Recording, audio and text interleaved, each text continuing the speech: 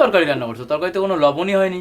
তরকারিতে একটু লবণ কম হয়েছে, তাতে কি হয়েছে? এসে তো একটু নিয়ে যেতেও পারো।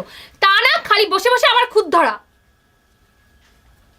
সকাল থেকে সন্ধ্যা অবধি আমি গাধার মতন খাটি, তখন উনি চোখে দেখতে পান না। আজকে একটু তরকারিতে লবণ কম হয়েছে, তাই আবার আমার পরে চেঁচাচ্ছে। আমি এবার চেঁচালাম কখন?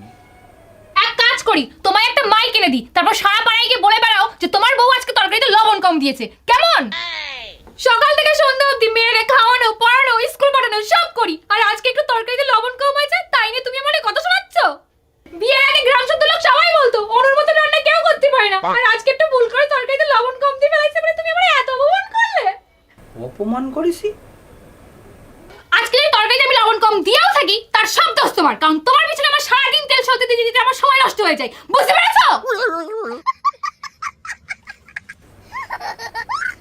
দোষটা খাবোই না।